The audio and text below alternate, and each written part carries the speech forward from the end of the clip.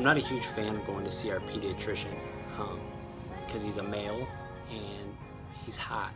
We used to have this elderly Russian woman, but then she retired. But the first time we met him, my wife was just in awe. You know, she had that face that I can't believe what I'm seeing.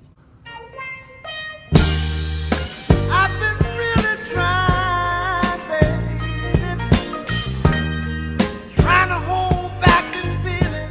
You know, it was like she just saw the ocean for the first time. You know, it was like she just saw snowfall for the very first time in her life. You know, like she just entered the pearly gates and took a look around. He introduced himself as Dr. Dan. I was like, bro, do you have a last name? Or do you want me, another grown man, to be referring to you as Dan? Okay, you're not a Sesame Street character. I'm not calling you Dr. Dan. What am I supposed to tell my colleagues when they say, who diagnosed your son? Oh, Dan. Dan did. Danny? Daniel? Danny boy. No, Dan the man. Dan. Daniel. Danny boy. Don't we have any other doctors in the back room? Maybe somebody just a tad older. Somebody who barely speaks English, you know, like Dr. Malshavi, Dr. Iwamoto. Can I get another woman like the one before with the facial hair, please?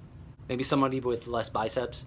Maybe somebody with no chiseled jaw, please. No manly stubble. Somebody who looks less like The Rock and more like a rock. Can I get a doctor who looks like they need to be seen by a doctor?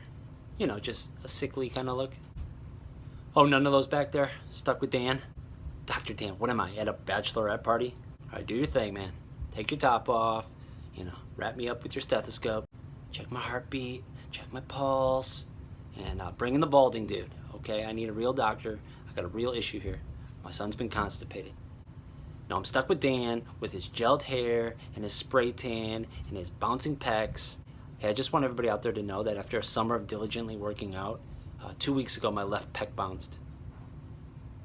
Or my heart beat really fast. I don't know. I think it was a pec. I don't like being outdone, so when we're in the office as a family, I'm always trying to like one-up him. You know, use a little jargon. Dan, what do you think? Check the child's BP? Heart issues? I don't know. We could go EKG. I don't know. You know how to handle an MRI? ACL? STD? I don't.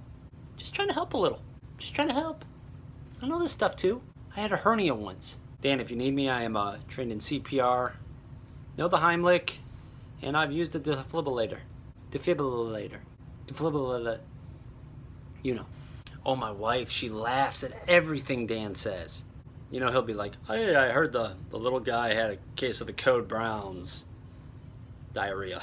My wife would be like, don't thank me. Thank the amoxicillin.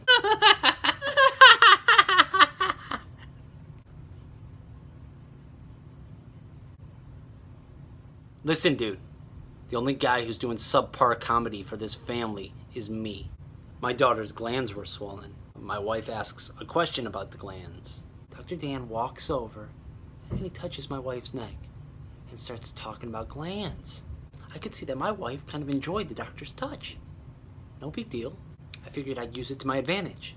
The other night, my kids are in bed. My wife is in the bedroom. She's watching TV. So I stroll in, pair of slacks, white lab coat, nothing else. I'm like, hey, I heard there was an emergency. Did somebody page a Dr. Sav? I heard someone has some swollen glands, and I'd like to take a look-see. She slapped me, told me I look like an idiot. But she was laughing. So who's the funny one now, Dan?